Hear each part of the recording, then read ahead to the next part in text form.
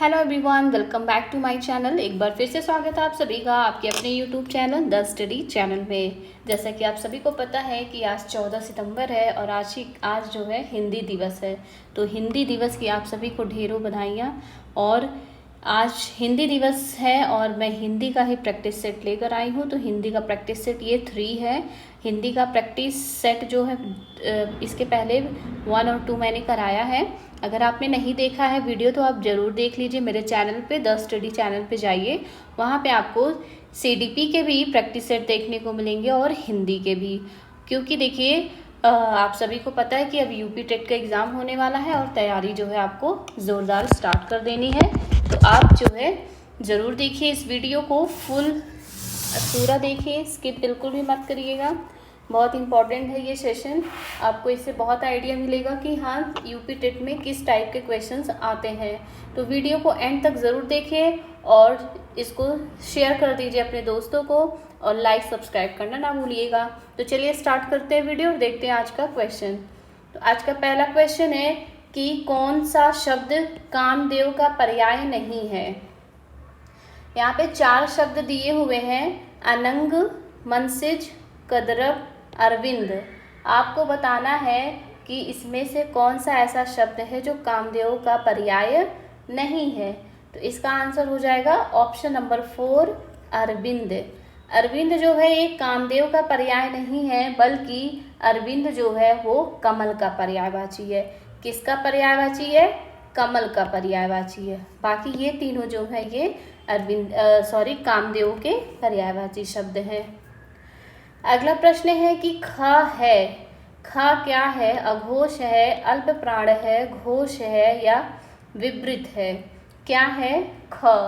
तो आपको ये जो है ख बताना है कि क्या है, अल्प प्राण है, अघोष है, घोष है या विवृत है। तो इसका आंसर हो जाएगा अघोष व्यंजन। ख क्या है? अघोष व्यंजन। घोष और अघोष इसके पहले वाले वीडियो में मैंने डिटेल में बताया है कि घोष और अघोष क्या होते हैं और कौन कौन से वर्ड हैं जो घोष हैं, कौन से वर्ड हैं जो अघोष हैं। तो आप उस वीडियो को ज़रूर देख लीजिएगा, आपको बहुत हेल्प मिलेगी क्योंकि क्वेश्चन यहाँ से ज़रूर पूछे जाते हैं।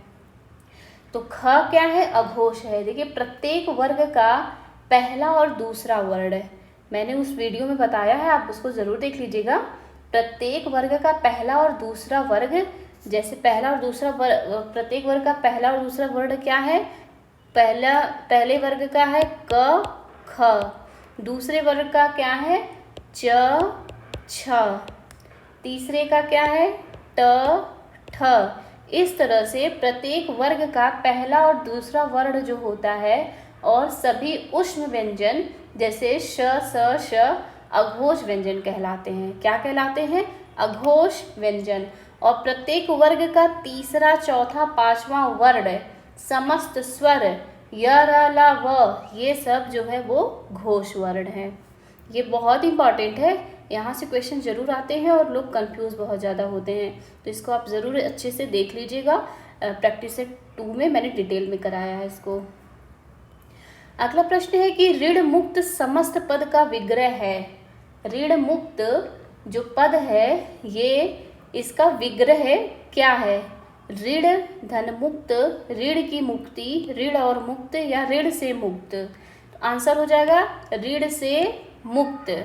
ऋण मुक्त जो है वो इसका विग्रह कैसे हो जाएगा? ऋण से मुक्त। देखिए जिस समास का उत्तर अर्थात अंतिम पद प्रधान हो उसे तत्पुरुष समास कहते हैं। तो ऋण मुक्त में ऋण से मुक्त से यहाँ पे आप देख रहे हैं जो कारक का चिन्ह है, तो ये जो है तत्पुरुष समास है। कौन सा समास है? तत्पुरुष समास है ऋण मुक्त। अगला प्रश्न है कि निम्न में से तत्सम शब्द है। निम्न में से आपको तत्सम शब्द बताना है। लौंग, बहिन, पृष्ठ, जवान। तो आपको बताना इसका तत्सम शब्द है। निम्न में से इन चारों में कौन सा शब्द तत्सम है? तो आंसर हो जाएगा ऑप्शन नंबर 3, पृष्ठ। पृष्ठ जो है तत्सम शब्द है। इसका तद्भव होता है पन्ना। इसका तद्भव होता है पन्ना। क्या होता है? पन्ना। ये पन्ना होता है इसका तद्भव पृष्ठ का। पृष्ठ क्या है? तत्सम है। बाकी लौंग, बहिन, जवान ये तीनों क्या है, तद्भव हैं। इसका क्या होगा, लौंग का होता है लवंग, लवंग तत्सम होता है। बहिन का भगिनी होता है, भगिनी तत्सम होता है। और जवान का युवा तत्सम होता है। ये क्या है, ये तत्सम है, तत्सम, लवंग तत्सम। आइए नेक्स्ट क्वेश्चन देखते हैं। नेक्स्ट क्वेश्चन है कि बहुव्रीहि समास का उदाहरण नहीं है। इन चारों में कौन सा बहुव्रीहि समास का उदाहरण नहीं है। पंसेरी, बारहसिंघा, कुसुमयुधा, दीर्घबाहु।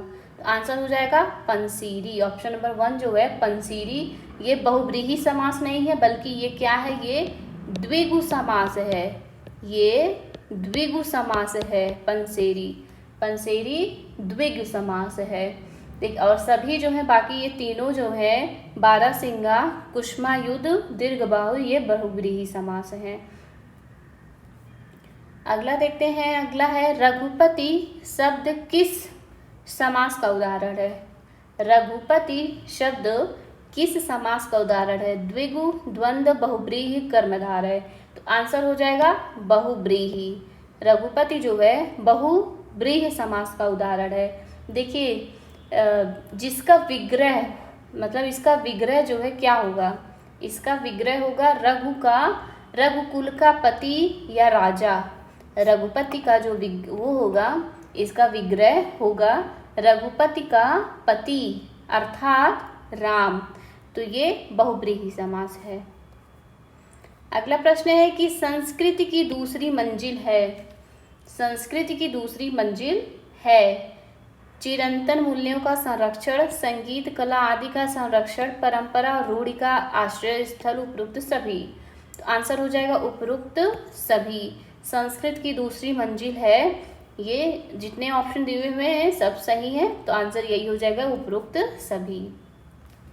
अगला प्रश्न है कि निम्न में से कौन सा वारिद का पर्यायवाची शब्द नहीं है। वारिद का मेघ, पयोद, घन, अम्बुज। इसका आंसर हो जाएगा ऑप्शन नंबर डी, अम्बुज। मेघ वारिद का पर्यायवाची शब्द नहीं है अम्बुज। अम्बुज किसका पर्यायवाची है, तो अम्बुज है कमल का पर्यायवाची। किसका पर्यायवाची, कमल का पर्यायवाची। बाकी और भी कमल के पर्यायवाची आपको पता होंगे, जैसे उत्पल, कुवलय, इंदिवर, पद्म, नलिन, सरोद, शतपत्र, सरसिज आदि, ये सब जो है कमल के पर्यायवाची हैं। बाकी मेघ, पयोद, घन, वारिद ये सब किसके पर्यायवाची हैं, बादल के पर्यायवाची हैं। अगला प्रश्न है कि यड़ संधि का उदाहरण नहीं है। स्वलप, स्वच्छ, स्वागत, स्वांग। इसका आंसर हो जाएगा स्वांग। स्वांग जो है वो यड़ संधि का उदाहरण नहीं है। स्वांग शब्द यड़ संधि का उदाहरण नहीं है। बाकी स्वलप, स्वच्छ, स्वागत ये तीनों यड़ संधि के उदाहरण है। अगला प्रश्न है कि किस शब्द में विसर्ग संधि नहीं है। अनुस्वार, मनोनुकूल, मनस्ताप, पयोद। किस शब्द में विसर्ग संधि नहीं है, तो इसका आंसर हो जाएगा अनुस्वार। ऑप्शन नंबर 1 जो है अनुस्वार। अनुस्वार में विसर्ग संधि नहीं है। बाकी तीनों में जो है विसर्ग संधि है। जैसे मनो अनुकूल, इसका क्या होगा संधि विच्छेद, मनः, मनः धन अनुकूल, मनः धन अनुकूल। ये कौन सी संधि है, विसर्ग संधि है। मनस्ताप का क्या होगा, मनस्ताप का होगा मनः धन ताप, मनस्ताप विसर्ग संधि है। पयोद का होगा पयः धन द, हो जाएगा पयोद। तो ये जो है किसके उदाहरण है, विसर्ग संधि के हैं। और अनुस्वार जो है वो विसर्ग संधि का उदाहरण नहीं है। अगला प्रश्न है कि किस शब्द में कोई उपसर्ग नहीं है। किस शब्द में कोई उपसर्ग नहीं है। असुरक्षित, अप्रत्याशित, स्वागत, स्वार्थ। तो इसका आंसर हो जाएगा स्वार्थ। ऑप्शन नंबर 4 स्वार्थ। स्वार्थ शब्द में कोई उपसर्ग नहीं लगा है। असुरक्षित तथा अप्रत्याशित में अउपसर्ग है। असुरक्षित अप्रत्याशित में अ उपसर्ग है, जबकि स्वागत में सु जो है वो उपसर्ग है। इसका संधि विच्छेद जब करेंगे तो आपको पता चलेगा कि स्वागत में सु उपसर्ग है, असुरक्षित अप्रत्याशित में अ उपसर्ग है और स्वार्थ में कोई उपसर्ग नहीं है। अधि उपसर्ग से बना शब्द नहीं है, अधि उपसर्ग से बना शब्द नहीं है। अध्यापन, अध्यवसाय, अधीर, अध्यादेश। तो इसका आंसर हो जाएगा अधीर। अधीर जो है वो अधि उपसर्ग से बना नहीं है, बाकी तीनों जो है वो अधि उपसर्ग से बने हैं। अगला प्रश्न है कि निरपराध में प्रयुक्त उपसर्ग है। निरपराध में कौन सा उपसर्ग है? नी, ने, निर, इनमें से कोई नहीं। तो आंसर हो जाएगा निर। निरपराध में कौन सा उपसर्ग है? निर। 14 नंबर का क्वेश्चन है कि स्त्री पुरुष में प्रयुक्त समास हैं अव्ययी भाव, कर्मधारय, द्वंद्व या द्विगु। तो स्त्री और पुरुष, स्त्री और पुरुष होगा, ये योजक चिन्ह आप देख रहे होंगे, इससे आपको पता चल गया होगा कि कौन सा समास है। तो ये कौन सा समास है? ये है द्वंद्व समास, जिसके दोनों पद प्रधान हो, दोनों संज्ञा अथवा विशेषण हो, वह द्वंद्व समास कहलाता है। स्त्री और पुरुष, ये कौन सा समास है? द्वंद्व समास। अगला प्रश्न है कि वाक्यांश के लिए कौन सा शब्द अशुद्ध है? वाक्यांश के लिए कौन सा शब्द अशुद्ध है? क्षण में या शीघ्र टूटने वाला, खंडहर, जिसकी आशा ना की गई हो, अप्रत्याशित, जिसे जाना ना जा सके, अज्ञेय, दोपहर के पहले का समय, पूर्वाह्न। तो देखिए इसका आंसर क्या हो जाएगा, आपको क्या बताना है? वाक्यांश के लिए कौन सा शब्द अशुद्ध है? तो आंसर इसका क्या हो जाएगा? आंसर इसका हो जाएगा option number A, option number 1। क्षण में या शीघ्र टूटने वाला, खंडहर नहीं होता है, क्षण भंगुर होता है। क्या होता है? क्षण भंगुर होता है। अगला प्रश्न है वर्तनी की दृष्टि से अशुद्ध शब्द है सदुपदेश, तदोपरांत, वाल्मीकि, अकिंचन।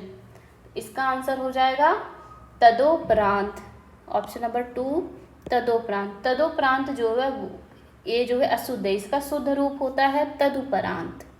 क्या होता है? तदुपरांत। तदुपरांत इसका शुद्ध रूप होता है, तदोपरांत अशुद्ध है, बाकी ये तीनों सही हैं। नेक्स्ट है कि प्रताप का परताप उच्चारण करना कौन से प्रकार के अशुद्ध उच्चारण का भेद है? प्रताप का परताप उच्चारण करना कौन से प्रकार के अशुद्ध का उच्चारण का भेद है? स्वरागम, स्वरालाप, आकार, इंकार, भ्रम, आगम। तो इसका आंसर हो जाएगा, देखिए प्रताप का परताप उच्चारण करना, ये स्वरालाप अशुद्ध उच्चारण दोष के अंतर्गत आता है।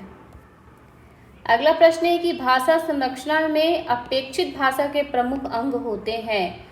भाषा संरचना में अपेक्षित भाषा के प्रमुख अंग होते हैं 1, 2, 3 या 4। तो इसका आंसर हो जाएगा 2। कौन कौन से होते हैं 2? तो पहला होता है लिखित और दूसरा होता है मौखिक। लिखित और मौखिक। अगला प्रश्न है कि प्राथमिक स्तर पर भाषा अध्ययन में मुख्य तत्व होगा। प्राथमिक स्तर पर भाषा अध्ययन में मुख्य तत्व क्या होगा? व्याकरण का उपयोग, शब्द भंडार अभिवृद्धि, साहित्यिक समझ, उच्चारण की स्पष्टता। प्राथमिक स्तर की बात हो रही है तो आंसर हो जाएगा उच्चारण की स्पष्टता। आज का लास्ट क्वेश्चन है जातिवाचक एवं व्यक्तिवाचक संज्ञाओं का कौन सा युग्म गलत है? सही नहीं गलत बताना आपको। कुत्ता, पिल्ला, नगर, जयपुर, पर्वत, हिमालय, स्त्री, श्वेता। तो इसका आंसर क्या हो जाएगा? ऑप्शन नंबर 1 जो है वो गलत है। कुत्ता, पिल्ला। कुत्ता और पिल्ला जो है दोनों ही जातिवाचक संज्ञा है, जबकि नगर, जयपुर, पर्वत, हिमालय, स्त्री और श्वेता ये तीनों क्या हैं? ये जातिवाचक एवं व्यक्तिवाचक संज्ञा के उदाहरण हैं। तो इसमें ऑप्शन नंबर 1 जो है वो अशुद्ध युग्म है। बाकी तीनों सही हैं। तो ये रहा आज का सेशन। आई होप आप सभी को अच्छा लगा होगा वीडियो। और वीडियो को जो है आप ज़रूर शेयर कर दीजिएगा अपने दोस्तों को, और लाइक सब्सक्राइब करना ना भूलिएगा। Thank you.